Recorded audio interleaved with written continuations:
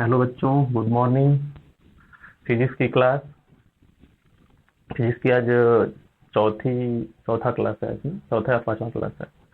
ठीक है। देखिए, फिजिक्स में आज जो हम लोग पढ़ेंगे, पहले चैप्टर के लिए, पहले लेसन के लिए लास्ट टॉपिक होगा। हम लोग पढ़े थे विद्युत आवेश वाला चैप्टर पढ़ रहे थे, है ना। उसके लिए ये लास्ट टॉपिक है ना। लास्ट टॉपिक देखिए क्या है, हेडिंग बता दीजिएगा। क्लास हम लोग क्या पढ़े थे? हम लोग पढ़े थे विद्युत विध्रुव के कारण उत्पन्न विद्युत क्षेत्र किसके लिए, निरक्षीय स्थिति में, और एक था किसी भी स्थिति में। और परसों वाली क्लास में क्या हुआ था, अक्षीय स्थिति में। उसके बाद है एक समान, हेडिंग बनाइए, एक समान वैद्युत क्षेत्र में रखे वैद्युत द्विध्रुव, एक समान वैद्युत क्षेत्र में रखे वैद्युत द्विध्रुव पर कार्यरत बल युग्म का आघूर्ण, कार्यरत बल युग्म का आघूर्ण।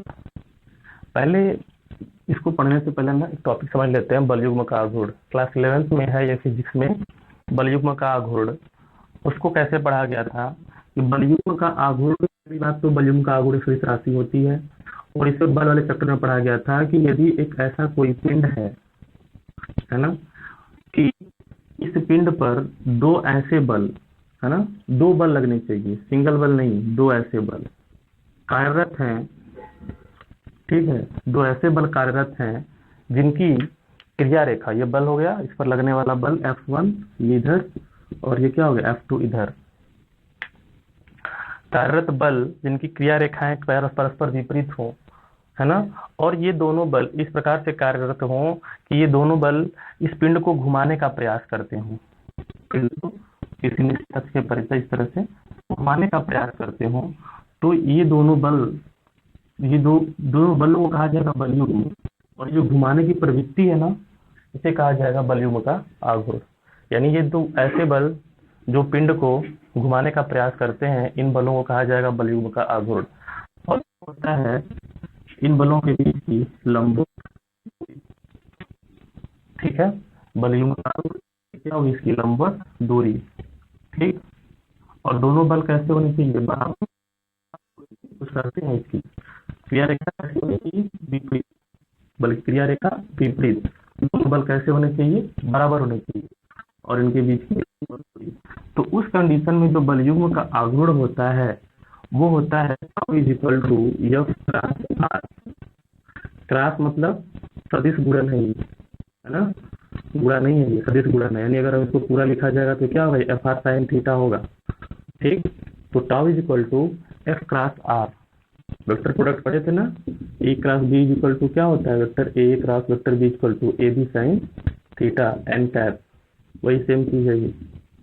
तो बल युग्म का आघूर्ण होता है दोनों बलों में से एक बल और उनके बीच की लंबवत दूरी, यानी बल युग्म की भुजा भी कहते हैं इसको, बल युग्म की भुजा भी कहा जाता है इसे। तो ये फिजिक्स में पढ़ा गया था बल युग्म के आघूर्ण के लिए।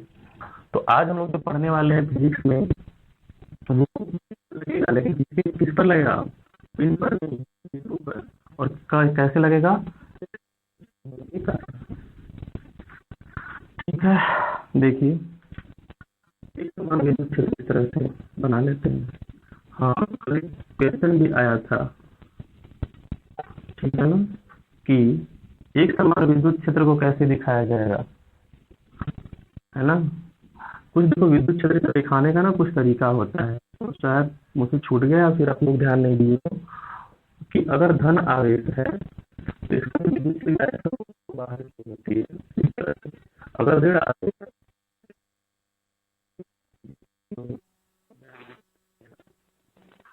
और दो ऐसे आवेश हैं जो दोनों धनात्मक हैं, अगर इनको पास ले जाया जाएगा तो विद्युत क्षेत्र देखो इस तरह से होगा, बाहर की उधर भी, बाहर की उधर भी, इधर भी बाहर की, इधर भी बाहर की ओर। लेकिन यहाँ पे क्या होता है, रिपल्सन होता है ना, प्रतिकर्षण होता है ना, तो इस तरह से मुड़ जाते हैं विद्युत क्षेत्र आपस में। है ना, जो धन आवेश, और जब ऋण होगा तब भी ऐसा होगा। जब धन ऋण हो जाएगा तो एक धन है, एक ऋण हो जाएगा तो क्या हो जाएगा, इस तरह से धन से ऋण, धन से ऋण, ऐसा हो जाएगा। लेकिन ये सब है, अगर जो है ये मतलब अलग अलग चार कंडीशन होती है। और एक समान विद्युत क्षेत्र को कैसे दिखाया जाता है, इस तरह से सरल रेखाओं, समांतर रेखाओं द्वारा क्या प्रदर्शित करती है, एक समान विद्युत क्षेत्र, है ना। कल क्वेश्चन आया था तो यही आया था कि ये क्या है ना, फोटो खींच के कोई भेजा था, ये क्या है, तो ये क्या है आपका एक समान विद्युत क्षेत्र को प्रदर्शित करता है। ठीक है, धन का बाहर की ओर, धन हो धन से होगा तो की ओर, और धन धन चरण होगा तो कैसा होगा, प्रतिकर्षण होगा, ऐसा चित्र बनेगा। ठीक,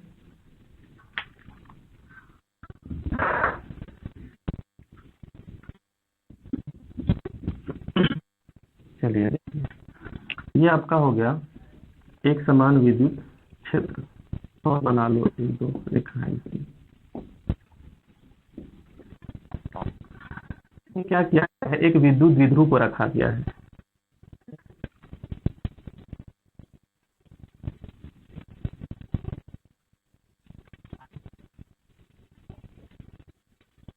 द्विध्रुव को रखा गया है, इधर बाहर की ओर, इधर की ओर। ठीक है, ये आपका हो गया आवेश A प्लस Q, ये आवेश B माइनस Q। ठीक है, और ये आपका विद्युत हो गया, E हो गया। अब यदि इस तरह से इसको हम डाट सकते हैं, यहाँ से विद्युत क्षेत्र से जो कोण है, इस विद्युत ध्रुव का कोण है वो आपका,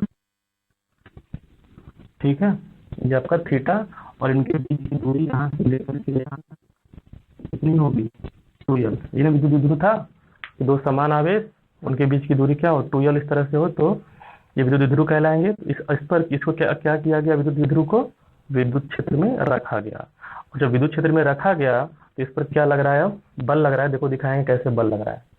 हम लोग पढ़ेंगे पीछे में E इज इक्वल टू क्या होता है, F अपान क्यू। ठीक है, E is equal to F अपान क्यू है। यदि विद्युत क्षेत्र है तो उस पर बल लगेगा और आवेश। ठीक है ना। यदि यहां से मैं कहूं कि तिर्यक गुणा कर दिया जाए इस तरह से, तो F इक्वल टू क्या होगा, क्यू ई।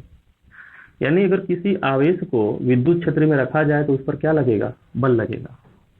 किसी आवेश को विद्युत क्षेत्र में रखा जाएगा तो क्या लगेगा, बल लगेगा, है ना। तो ये प्लस क्यू आवेश है, विद्युत क्षेत्र में रखा गया है, यानी इस पर बल लगेगा। ठीक है, और ये भी आपका माइनस क्यू आवेश है, विद्युत क्षेत्र में रखा गया, इस पर भी बल। ठीक है, तो यहाँ पर F बल लगेगा, F1 कितना होगा वो परिमाण में, Q इंटू ई। इस पर भी बल लगेगा माइनस क्यू के कारण, तो F इज इक्वल टू कितना हो जाएगा, Q इंटू ई।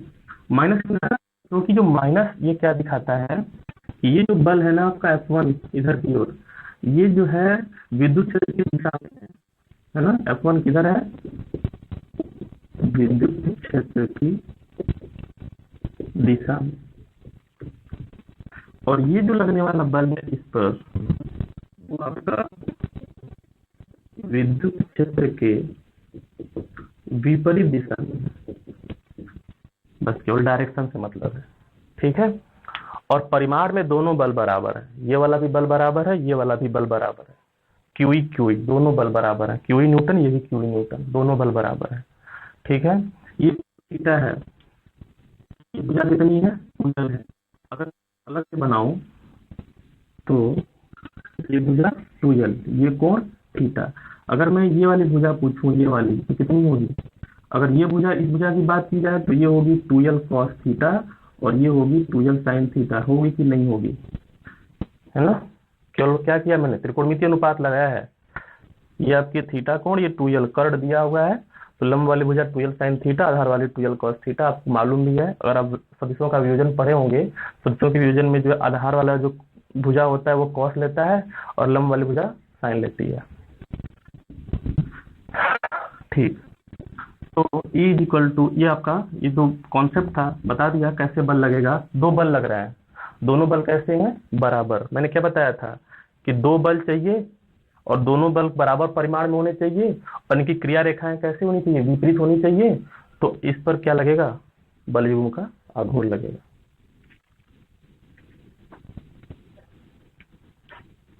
ठीक है, अगर दो बल हैं और दोनों बल परिमाण में बराबर हैं, इनकी क्रिया रेखाएं परस्पर विपरीत हैं और समांतर क्रिया रेखाएं हैं, तो इन पर एक बल लगेगा, बल युग्म का आघूर्ण कार्य करेगा, जिसका मान हम लोग निकालने वाले हैं। तो क्या करेंगे, पहले लिखेंगे कुछ चीजें, माना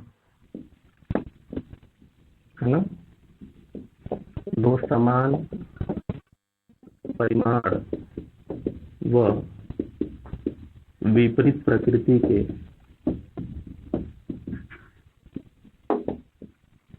दो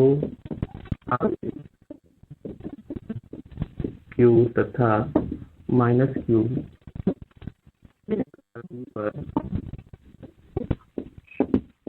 रखे हुए हैं, पर रखे हुए हैं, है ना, जिनके बीच की दूरी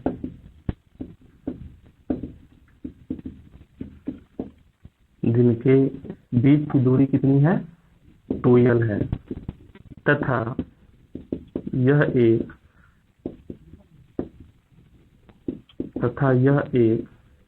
वैद्युत द्विध्रुव का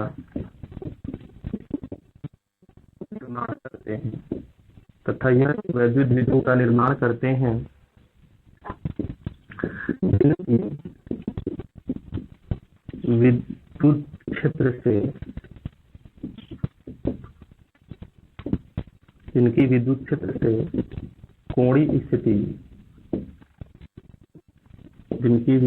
से कोणीय स्थिति थीटा है। ठीक है, ये हो गया इसके बारे में। लिख लीजिएगा, क्या मिटाने वाला हूँ, है ना। माना दो आवेश समान परिमाण व विपरीत प्रकृति के दो समान परिमाण व विपरीत प्रकृति के दो आवेश Q तथा माइनस Q A तथा B पर रखे हुए, जिनके बीच की दूरी 2l तथा यह वैद्युत द्विध्रुव का निर्माण करते हैं, जिनकी वैद्युत क्षेत्र से कोणीय स्थिति कितनी है, थीटा है। बिल्कुल परफेक्ट।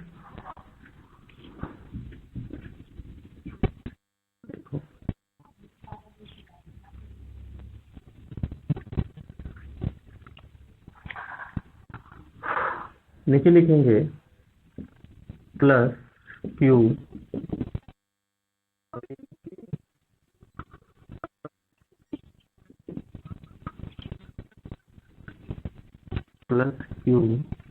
आवेश पर क्षेत्र के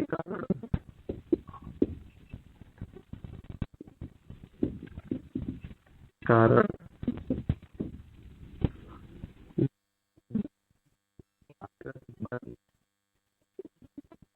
इक्वल टू QE, ब्रैकेट में लिखेंगे, डायरेक्शन में लिख देंगे, किधर है, विद्युत क्षेत्र की दिशा में। फिर लिखेंगे Q आवेश पर विद्युत क्षेत्र के कारण कार्यरत बल F2 ना, पूरा कॉपी कर लेंगे, QE है ना, क्या दिखाते हैं, विद्युत क्षेत्र के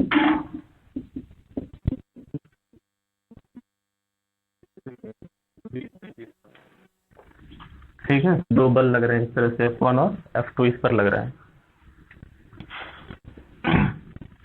और दोनों बल कैसे हैं, यहाँ पे लिख लेंगे, चूंकि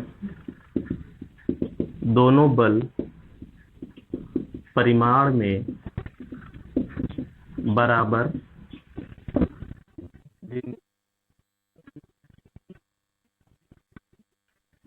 क्रिया रेखा परस्पर व समांतर है, क्या करेंगे, बल युग्म का निर्माण करेंगे, बल युग्म का निर्माण करते हैं। अतः बल युग्म का आघूर्ण, अतः बल युग्म का आघूर्ण टाउ इज इक्वल टू दोनों बलों में से एक बल, यानी बल गुणे बलों के बीच की लंबवत दूरी। टाउ इज इक्वल टू बल गुणे बलों के बीच की लंबवत दूरी, यानी vector tau is equal to बल क्या है, एफ था ना, दोनों बलों में से एक बल, दोनों बराबर है, यानी F1 F2 में से कोई नहीं ले सकता कोई। तो मान लेते हैं वो F है और इनके बीच की लंबवत दूरी ये कितनी थी बताया था हम चित्र से, ये दूरी थी आपकी 2l sin थीटा। चित्र में दिखा देंगे इसको, है ना, 2l sin थीटा, तो F into tau into 2l sin theta वो रफ कर देते हैं।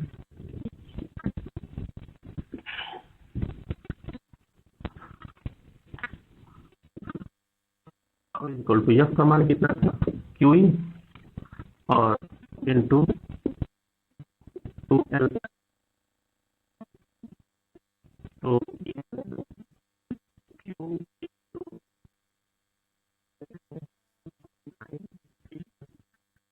क्यू ट्वेल्व बराबर क्या है, 35 का गुण है ना, क्यू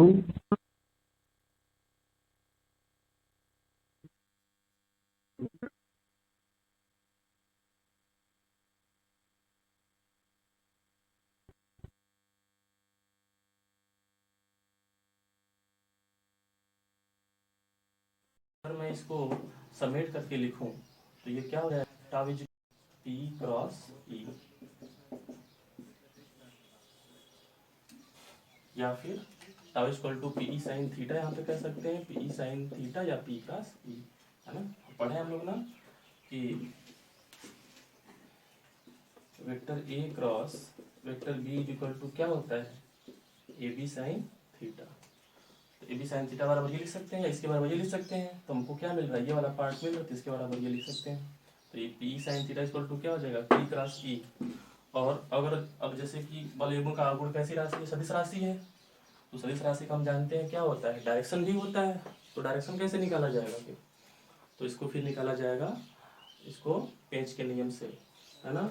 और ये कैसा होगा, हमेशा इस तल के लंबवत बाहर या फिर लंबवत अंदर, यानी जिस तल में आपका बल है उस बल वाले तल के लंबवत, है ना।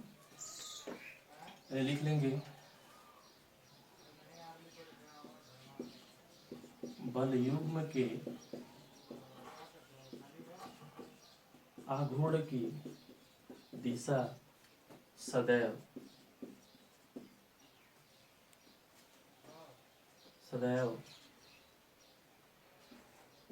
तल के लंबवत होती है, सदैव तल के लंबवत होती है, ठीक है।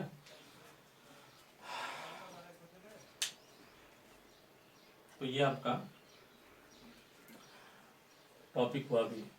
इसकी कुछ विशेष स्थितियां हैं, 3 विशेष स्थितियां हैं, इतना लिखने के बाद, ठीक है। कॉपी कर लीजिए इसको, स्क्रीनशॉट ले लीजिए चाहे तो।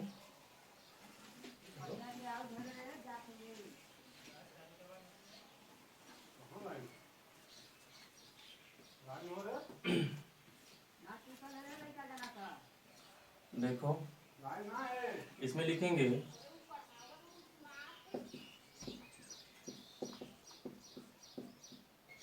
विशेष परिस्थितियां। फर्स्ट कंडीशन फर्स्ट है इसकी, हमने पढ़ा tau is equal to P sine theta. तो कंडीशन फर्स्ट में हम लोग लिखेंगे यदि theta is equal to 0 degree. Theta is equal to 0 degree का क्या मतलब है, अगर मैं इस theta is equal to 0 degree को, ठीक है। अच्छा, ये बल युग्म का आघूर्ण करता क्या है, ये बल युग्म का आघूर्ण इस बल को, इस विद्युत द्विध्रुव को क्या करेगा, विद्युत क्षेत्र में लाने का प्रयास करेगा। ठीक है, ये बल युग्म का आघूर्ण इस विद्युत द्विध्रुव को क्या करेगा, विद्युत क्षेत्र की दिशा में लाने का प्रयास करेगा हमेशा। थीटा इक्वल टू 0 मतलब कि इसको जो है थीटा इक्वल टू 0 का मतलब जो विद्युत द्विध्रुव रखा है इसे क्या कर दिया जाए, इस तरह से, है ना, यानी विद्युत द्विध्रुव को इस तरह से रख दिया जाए विद्युत क्षेत्र की दिशा में। थीटा इक्वल टू क्या हो जाएगा, 0 डिग्री। उस कंडीशन में टाउ इक्वल टू कितना हो जाएगा भाई, पीई, थीटा का मान 0, साइन 0 का मान कितना होता है, 0 होता है, तो पीई इंटू 0 कितना हो जाएगा, 0, यानी टाउ का मान कितना मिलेगा, 0। ठीक है, यानी इस स्थिति में बल युग्म के आघूर्ण का मान कितना होगा, न्यूनतम, ब्रैकेट में लिख लेंगे न्यूनतम। कंडीशन सेकेंड है यदि theta is equal to 180 degree. Theta is equal to 180 degree का क्या मतलब है, theta is equal to 180 degree का मतलब है कि ये जो विद्युत द्विध्रुव है इस तरह से हो जाए और घूम करके पूरा, है ना, यानी ए यहाँ आए तो थीटा इक्वल टू क्या हो जाएगा, 0। ए यहाँ जाए, बी यहाँ जाए तो थीटा इक्वल टू 0, लेकिन पूरा घूम कर एक चक्कर ए इधर हो जाए और बी इधर हो जाए तो कितना हो जाएगा, 180 डिग्री।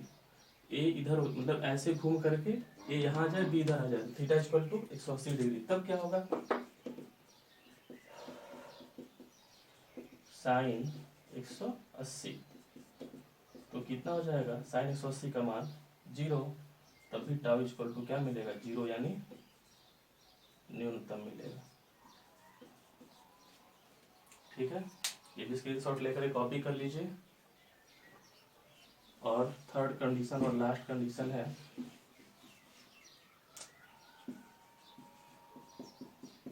कंडीशन थर्ड, यदि theta is equal to 90 degree. Theta equal to 90 degree का क्या मतलब है, 90 डिग्री का मतलब है ये बिल्कुल कैसे हो, स्टिक खड़ा हो जाए इस तरह से, ए यहाँ पे, बी यहाँ पे, तो थीटा इक्वल टू क्या हो जाएगा, यानी इस विद्युत क्षेत्र और विद्युत द्विध्रुव के आघूर्ण के बीच में कितना कोण बन जाएगा, 90 डिग्री।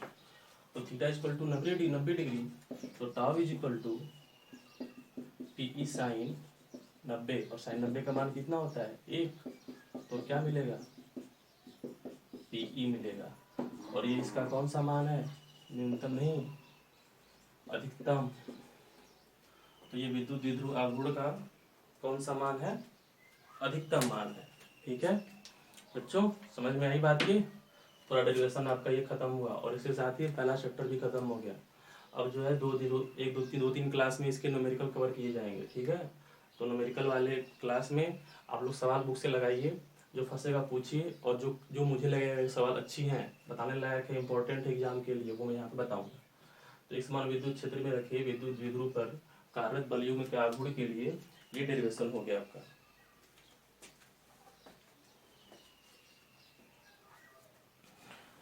ठीक है, तो एक सवाल करें क्या, सवाल कोशिश करते हैं करने की। ठीक है, क्वेश्चन नोट कीजिए। क्वेश्चन मैं एक बार पढ़ रहा हूं, आप लोग इसको नोट कीजिए, ध्यान से सुनिएगा। एक विद्युत द्विध्रुव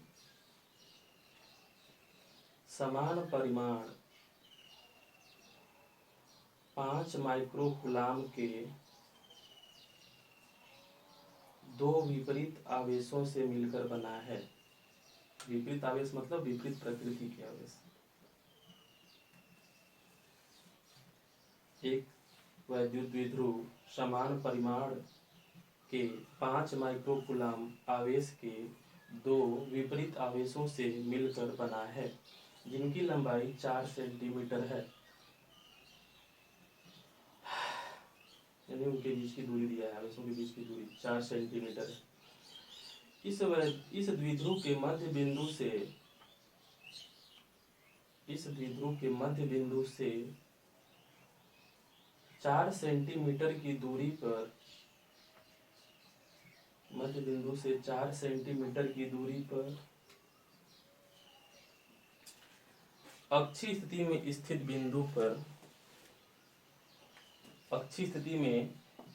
बिंदु पर वैद्युत क्षेत्र की तीव्रता ज्ञात कीजिए। बिंदु पर वैद्युत क्षेत्र की तीव्रता ज्ञात कीजिए। Solution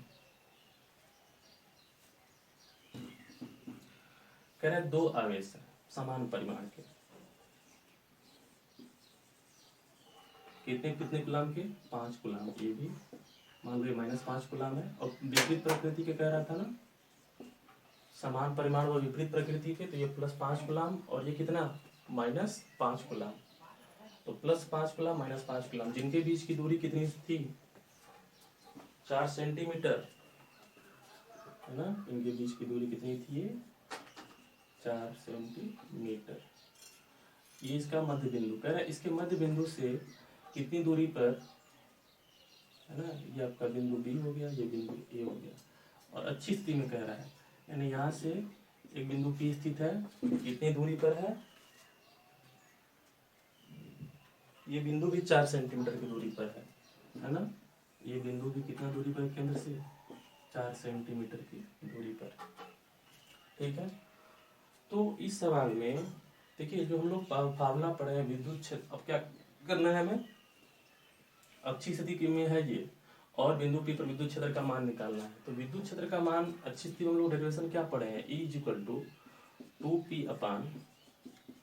2p/4πε0। k का मान नहीं दिया है, नहीं लेंगे, माध्यम का अपवर्तन में नहीं दिया है, वो परावर्तनांक तो नहीं लेंगे, 4πε0/r³, इतना न्यूटन प्रति कूलम, इतना होता है जो फाइनल डेरिवेशन था इसका। लेकिन ध्यान देना, ये डेरिवेशन तब था जब r > L था, r का मान बहुत बड़ा हो L से, यानी जो r का मान है वो L से बहुत बड़ा हो। लेकिन क्या देखो, यहाँ पे r का मान L से बड़ा है, बराबर है, बड़ा होने के लिए छोड़िए, ये बराबर है, ठीक है। तो इन दोनों का मान बराबर है, ये भी 4 सेंटीमीटर है, ये भी 4 सेंटीमीटर है। तो फिर इस स्थिति में क्या किया जाए, तो फिर हमारा डेरिवेशन क्या था, यानी तब इस स्थिति में जो ये डेरिवेशन आने से पहले, ये डेरिवेशन कब आया था, जब हम ऐसा किए थे, यानी इसको ये कंडीशन अप्लाई करने से पहले जो डेरिवेशन था वो काम करेगा, और इसको अप्लाई करने से पहले जो हमारा डेरिवेशन था वो E = 2pr/4πε0, है ना, r² - L² की पावर इसका होल स्क्वायर, ये था डेरिवेशन, इतना न्यूटन प्रति कूलम, ठीक है, देख लीजिएगा, यही है। तो ठीक है, ये डेरिवेशन था। तो अब आप लोग क्या करेंगे, पहले मान लिख लीजिए क्या क्या हमको दिया है ना।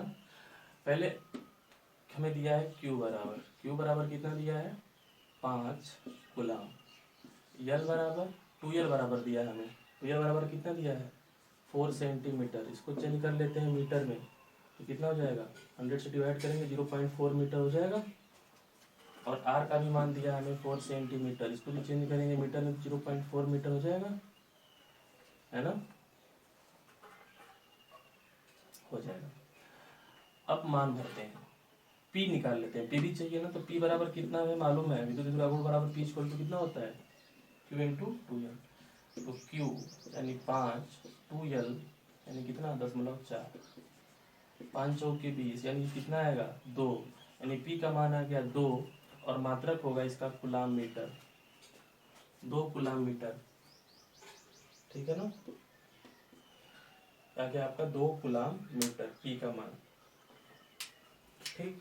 अब मान भरिए E वाले में, E = 2p, P का मान है आपका 2 और R का मान 0.4 डिवाइड बाई 1, ये ऊपर 1/4πε0 का मान हमें मालूम है कितना होता है, 9 × 10⁹, इसको पहले लिख लेना चाहिए था, है ना। 1/4πε0 का मान 9 × 10⁹, ये पूरे का मान हो गया, है ना, यहाँ से यहाँ तक का पूरे का मान हो गया, 1/, इसका पूरा मान हो गया।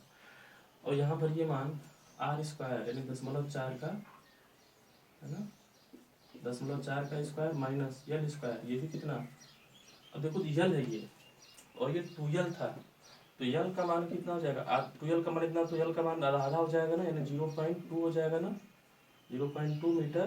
तो ध्यान दे रखिएगा इस चीज़ का, यहाँ पे 0.4 मत रख दीजिए, जैसे यहाँ पे मैं रख रहा था 0.2 का स्क्वायर, और इसका भी क्या करना है, होल स्क्वायर।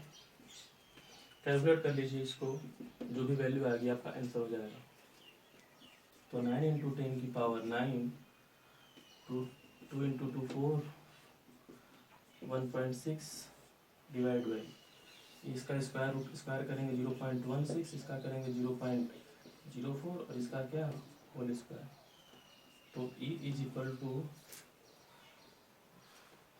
गुणा करेंगे तो यह आएगा 14.4 इंटू 10 की पावर 9 डिवाइड बाई, माइनस करेंगे इसमें से तो 6 में से 4 जाएगा तो 2 मिलेगा, और ये हो जाएगा 0.212 का स्क्वायर। ठीक है,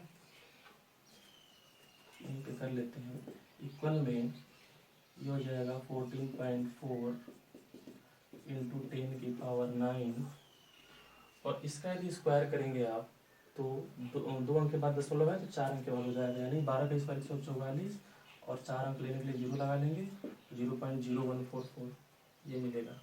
ठीक है, ऊपर नीचे क्या कर लेना, 1000 से मल्टीप्लाई 1000 से या 10,000 से, सॉरी 1000 से 10,000 से।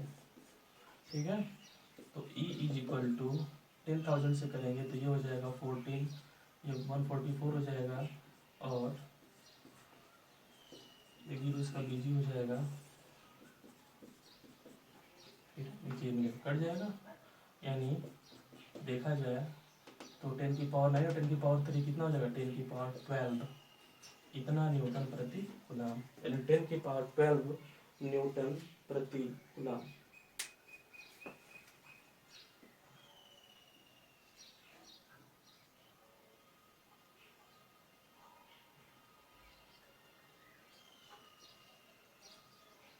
कैलकुलेशन एक बार देख लीजिएगा, ठीक है, कितना आता है, और कमेंट्स में मुझे बताइएगा कितना आया। यहाँ पे वैल्यू मैंने पुट कर दिया, कैलकुलेशन एक बार चेक कर लीजिएगा, जितना भी आएगा कैलकुलेशन ध्यान से करके मुझे व्हाट्सएप वाले पे या फिर यूट्यूब वीडियो उस पर कमेंट करके आंसर मुझे बता दीजिए कितना आएगा, है ना। थैंक यू, आज के लिए इतना ही क्लास में।